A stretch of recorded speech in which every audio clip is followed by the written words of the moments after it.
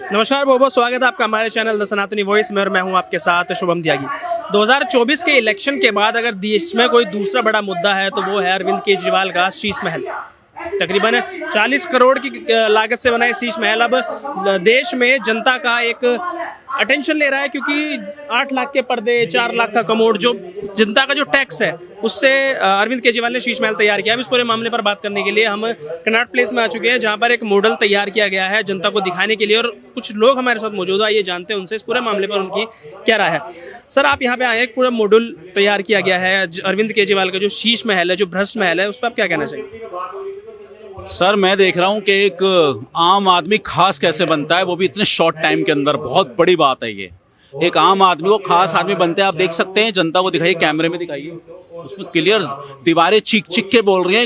एक आम आदमी जो एक रबड़ की चप्पल पहनकर अंगोछा गले में डाल करके कहता था, ना मुझे गाड़ी चाहिए, ना मुझे बंगला चाहिए, मैं तो आऊंगा, हमें संसद में भी मैं तो आऊंगा, तो संसद में आधे से ज्यादा जितने हैं विपक्षी नेता हैं सबको जेल में डालूंगा। सबसे ज्यादा काली शक्ल उन्होंने बनाई थी कांग्रेस की, शीला दीक्षित जी की। 450 पेजों का पैराग्राफ था, उसके पास पूरा चिट्ठा था।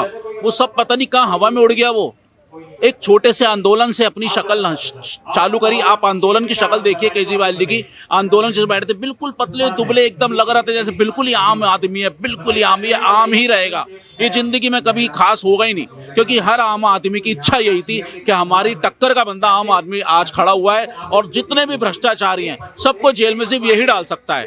एक अकेली, कहते हैं ना, दिल्ली के अंदर बुझते दिए के एक अंधेरे के अंदर एक दिया जलाने की जो रोशनी थी, वो किरण की तरह, मतलब एक दिए की उजाले के लिए लोग जो तरस रहे थे, वो शक्ल देखी इस आम आदमी के अंदर। मगर ये आम आदमी कितना बड़ा खास बन गया, ये देखने में बड़ा लोग अचंभा हो रहा है। कई लोग तो हजम में नहीं कर पा रहे, क्योंकि अभी एमसीडी के चुनाव में भी लोगों ने उसको गलती से वोट दे दिया है। आप देखिए ना, 8 करोड़ के पर्दे दिखाइए, टीवी 10 लाख रुपए का, मार्बल 6 करोड़ का, इंटीरियर 11.3 करोड़ की, पर्दे 1 करोड़। मतलब कोई कहां से आया पैसा? ये किसका पैसा है? कहां से लाए भाई पैसा? ये कौन है आपको फंडिंग देने वाला? खुल के बताओ ना जनता को। आप कुछ कहते हो, होता कुछ है। लोकपाल बिल कहां गया? केजरीवाल जी, कहां गया लोकपाल बिल आपका? कहां गया वो मफलर? कहां गया जिसमें खांसते रहते थे?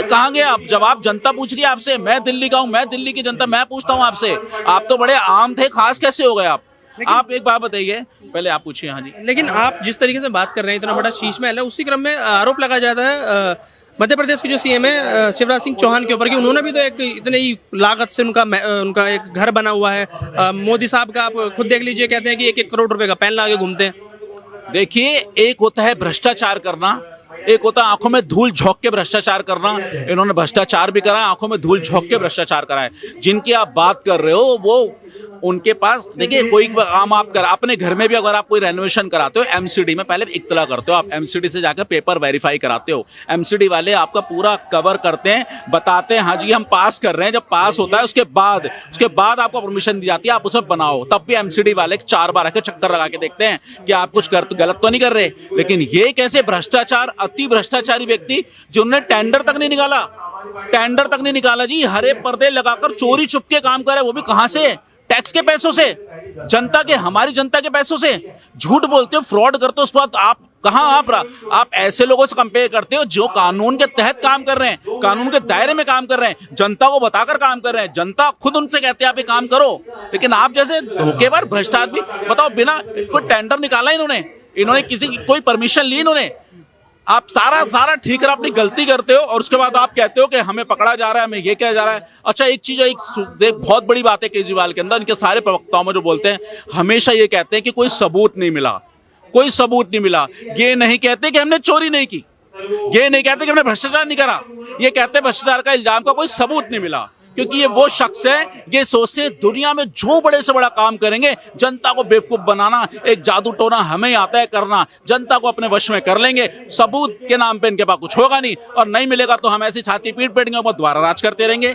मैं जनता से अपील करना चाहूंगा, आपके चैनल के माध्यम से, आप उसी को वोट करें जो जमीनी स्तर पे, जमीनी लेवल पे जुड़कर, नागरिकों से जुड़ के, मिल के, समझ के, उनकी जरूरतों को समझ के काम कर रहा हो। ऐसे लोगों पे नहीं जो कहते हैं पानी फ्री देंगे, बिजली फ्री देंगे, मगर उसमें ये नहीं लिखेंगे बिजली पानी के साथ शराब भी फ्री देंगे। किसी मैनिफेस्टो में लिखा है इन्होंने? इनमें दम है, अगला चुनाव लड़ेंगे, लिखें उसके अंदर कि हम शराब फ्री करेंगे, लिखें। ये क्या नए नए फंडे ले आते हो? आप जिस खेत के अंदर शराब की बगान चल रही है, शराब की खेती हो रही है, उसमें आप शिक्षा का एक पेड़ लगा दोगे, कितने टाइम रहेगा वो शिक्षा का पेड़? क्या कर लेगा वो शिक्षा का पेड़? जब उस खेत के अंदर पूरा का पूरा शराब बोई जा रही है, अफीम बोई जा रही है। पंजाब का आपने नाश कर दिया, पहले ही नाश था और आप लेके डूबे।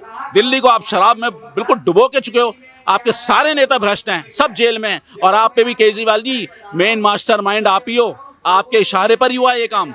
आप बिल्कुल नहीं आप सोचते हो कि आप बच जाओगे? ये जनता आपको जेल में भेजेगी और इसमें किसी मोदी का दोष नहीं, बीजेपी का दोष नहीं, ये आपके कर्मों का फल है जो आपको भुगतना पड़ेगा। आपने बात की भ्रष्टाचार की, कि भ्रष्टाचारी नेता है। परसों ही बोलते हैं कि अगर देश के अंदर केजरीवाल भ्रष्टाचारी है, ईमानदार नहीं, तो पूरे देश में कोई नेता ईमानदार नहीं है। आपने दूसरी बात की फ्री की राजनीति की और इसकी शराब घोटाले की। तो केजरीवाल साहब तो कहते हैं कोई घोटाला हुआ ही नहीं, अभी तक कहाँ एक भी सबूत आया है मनीष सिसोदिया के पास। मैंने वही तो कहा भाई साहब, ये वो है आंखों में धूल झोंकने वाले। मैंने चोरी करी है और मैं चोरी करके कहूँ मेरे आपको तो सबूत ही नहीं है मैंने चोरी करी है, सबूत लाओ, वो जेल भेज दो, सबूत लाओ। ये इनकी मानसिकता बन चुकी है। ये वो हैं खाएं और घुर्राएं। जिस देश की जनता ने इनको वोट दिया, जिस देश की जनता ने सर का ताज इनको बनाया, उसी जनता को कैसे शराब में घोटाले में डुबो देना है, उसके बाद जनता इनसे प्रश्न नहीं पूछ सकती।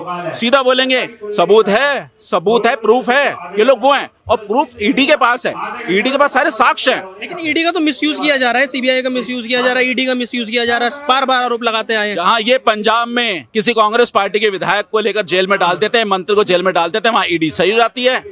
जब ईडी सही होती है, सीबीआई सही होती है, और यहाँ पर आपके खिलाफ काम हो रहा है जो आपने करा है, तो आपको बड़ी तरीके में बहुत ज्यादा आपको उसमें जो परेशानी हो रही है। देखो ईडी किसी की बकौती नहीं है, ईडी सीबीआई का अलग है। उसका किसी भी आप केंद्र सरकार में चाहे कांग्रेस बैठी हो, चाहे बीजेपी बैठी हो, चाहे आम आदमी बैठी हो, ईडी का कहीं से कहीं तक कोई मतलब नहीं। ईडी अपनी जांच खुद करती है, उनके अपने एविडेंस के आधार पर ही वो अपना कार्रवाई करती है। उनको एविडेंस मिले हैं, मिलने के आधार आपके पास अगर कोई ऐसे एविडेंस है कि आपके जो भी नेता है वो बेगुनाह है, तो लाओ ईडी के सामने समक्ष रखो। हम जनता आपके साथ चलने को तैयार है, बताओ कहां चलना है, सबूत तो दो कि आप बेगुनाह हो।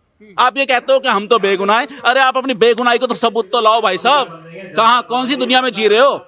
ईडी किसी के बकौती नहीं है। करनी करी तो क्यों करी, करके क्यों पछताए, और बोया पेड़ बबूल का तो आम कहां से खाएं।